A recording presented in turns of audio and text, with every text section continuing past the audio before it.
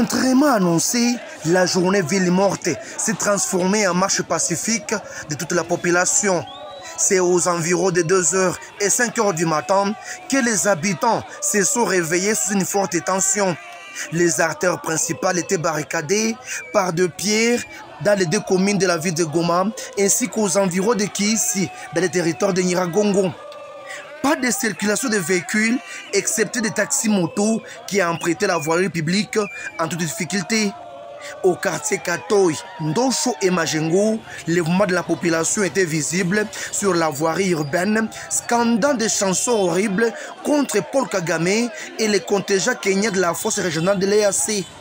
Avec des fouets en main et des cercueils vides, ces manifestants s'indignaient contre l'agression de la RDC par le Rwanda. Boutiques, magasins et quelques établissements primaires, secondaires et universitaires n'ont pas ouvert leurs portes. Le marché central de Goma, terrasses, alimentation et bistrots, dans certains coins, n'ont pas mené leurs activités au quotidien. Cette situation fait suite à des manifestations populaires annoncées par les mouvements citoyens du Nord Kivu, contestant l'inefficacité et la complicité de la force régionale des États membres de l'Afrique de l'Est dans les tracts des terroristes rwandais du M23.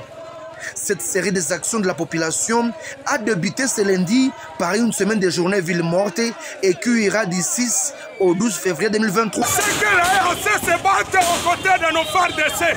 S'ils ne veulent pas qu'ils retournent chez eux, nous voulons aussi que la MONUSCO se batte aux côtés de notre FARDC. S'ils ne veulent pas qu'ils retournent chez eux, nous en avons marre de la complicité de la communauté internationale ainsi que de l'EAC, aussi de la MONUSCO contre notre pays. Ils sont venus ici pour défendre l'intérêt territorial, mais ils sont en train de faire les choses qui ne vont pas vraiment. Il faut que l'EAC puisse partir chez eux parce qu'on ne voit pas l'importance de l'EAC. En tout cas, on ne voit pas l'importance. Surtout, nous disons à l'auteur, la personne qui a amené l'EAC ici, ces gens sont encore au pouvoir. Ce sont eux qui ont amené ces étrangers lourdement armés qui ne font rien dans notre pays. Nous les jeunes, on va être fatigués pour nous défendre le pays. À tout à l'heure, Haïti comme dit Mobutu. Non, jamais trahir le Congo. Aucune présence de la police n'a été signalée durant les manifestations en colère des habitants. Et c'est plutôt déployé pour ouvrir la circulation avec peine suite aux grosses pierres déposées sur la chaussée. Pas d'arrestation malgré des cas isolés de vandalisme de quelques habitations de